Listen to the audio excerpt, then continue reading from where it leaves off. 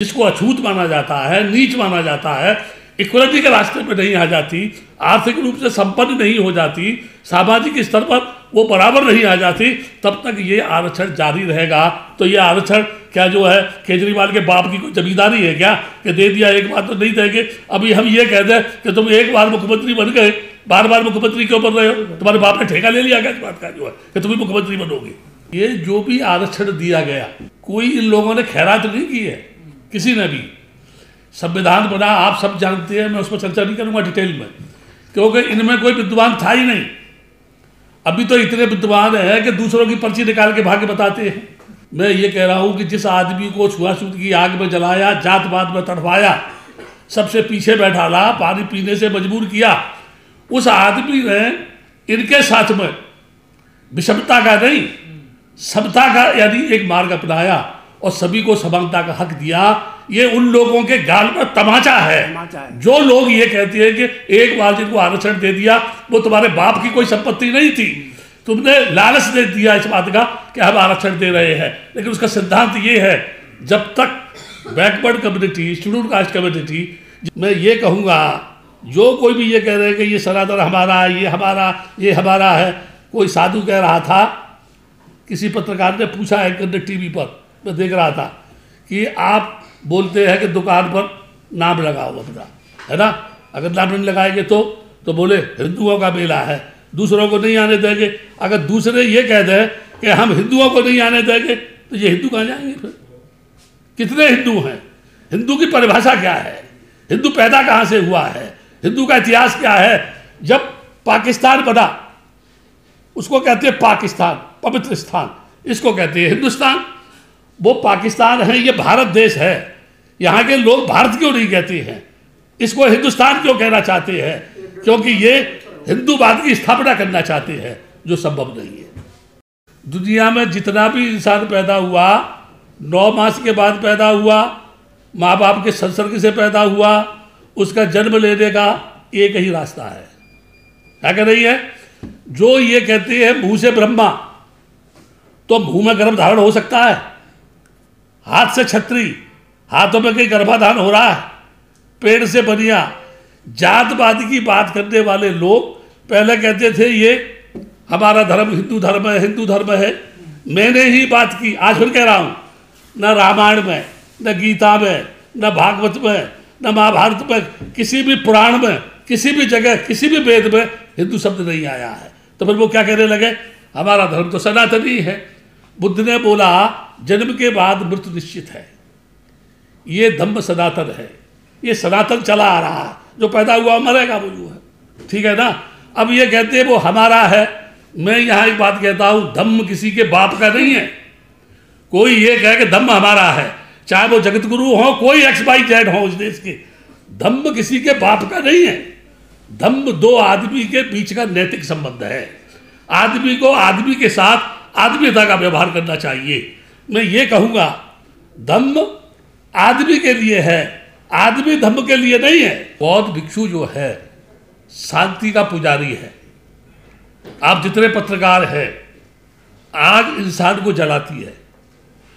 जला हुआ आदमी एक बार बचाया जा सकता है, अगर कोई आदमी जल गया हो तो उसे बचाया जा सकता है, लेकिन बर्फ में जो आदमी गल गया हो उसे नहीं बचाया जा सकता है। बचा सकता है कोई भी डॉक्टर नहीं बचा सकता है।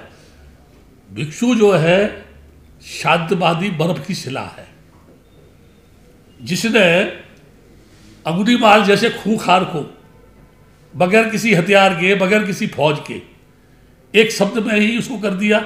मैं एक एग्जाम्पल देता हूं मैं आपको। बुद्ध गया का आंदोलन जब चल रहा था, तो ये बौद्धों की बात जब आती है, तो पत्रकार जो थे, बड़े बड़े पत्रकार, बोलते थे बुद्ध गया में अब हुआ नव बौद्धों का आगमन, अब हुआ हरिजन बौद्धों का आगमन। एक बार प्रेस कॉन्फ्रेंस में कोई टाइम्स ऑफ इंडिया का कोई पत्रकार था, अब्दुल कादिर गया का, उसने पूछा, तो मैंने उसको पूछा, can you tell me what is the difference between new and old Buddhist? वो इज ओल्ड बुद्धिस्ट। तो अब बोले नहीं, जो पहले के थे जो अब के हैं। मैंने भारत सरकार से पूछा, तो भारत सरकार ने जवाब दिया, there is no difference between new and old Buddhist, both are equal, दोनों समान है। ये बात क्यों आई? आज कोई मुस्लिम बने तो उसको न्यू मुस्लिम कहेंगे, आज कोई नया हिंदू बने उसको न्यू हिंदू कहेंगे, आज कोई जैन बने उसको न्यू जैन कहेंगे। ये इनकी पॉलिसी है ना। ये अपने ढंग से किसी चीज़ को घुमाते हैं। मैं एक बात ये कह सकता हूँ, एक ही प्रश्न मैंने पैदा किया था पूरे देश भर में, 25-30 वर्ष तक, 50 वर्ष तक हिंदू सेक्रेटरी रहा, एक बार भी बुद्धिस्ट सेक्रेटरी क्यों नहीं बना? पूरे राष्ट्र में मैंने प्रश्न पैदा किया था, इनको बनाना पड़ा। अभी क्या है, भिक्षुओं के ऊपर मैं टिप्पणी इसलिए नहीं करूंगा, मैं बहुत स्पष्टवादी आदमी हूं, मुझे कोई लालच नहीं है। मुझे ये लालच नहीं है कि लोग मुझे दान देंगे, मुझे ये लालच नहीं है लोग मुझे सम्मान देंगे, मुझे ये भी लालच नहीं है कि मुझे लोग जगह रहने के लिए देंगे। जब भिक्षु बनता है, संपदा होती है, तो ये कहते हैं पेड़ के नीचे रहना पड़ेगा, मांग के खाना पड़ेगा, जो मिलेगा वो लेना पड़ेगा। वही सिद्धांत मेरा है। कोई कुछ लेके नहीं आया, कोई कुछ लेके नहीं आया, ये नेता भी लेके नहीं आए। वो हमारे देश का प्रधानमंत्री जो कहता है ना खाऊंगा ना खाने दूंगा, ठीक है, वो भी लेके नहीं आया। मैं एक बात ये कह सकता हूँ, हम नंगे पैदा हुए नंगे जाएंगे। और जो एक ये घटना, मैं पूरे विषय के ऊपर बात करूंगा, जो एक घटना दिल्ली के अंदर हुई, ये बहुत ही पीड़ादायक घटना है। यह हम सब के लिए पीड़ादायक है, जो भी मानवतावादी व्यक्ति होगा। ये सिर्फ बुद्धिस्टों का विषय नहीं है, जो भी मानवतावादी व्यक्ति होगा उसके लिए पीड़ादायक है कि आपने धर्म के आधार पर बंटवारा करते हुए, मौलानाओं को पहले से ही आप सैलरी दे रहे हैं, आपने कहा पुजारियों को दी जाएगी, ग्रंथियों को दी जाएगी, तो बौद्ध भिक्षुओं का क्या कसूर है?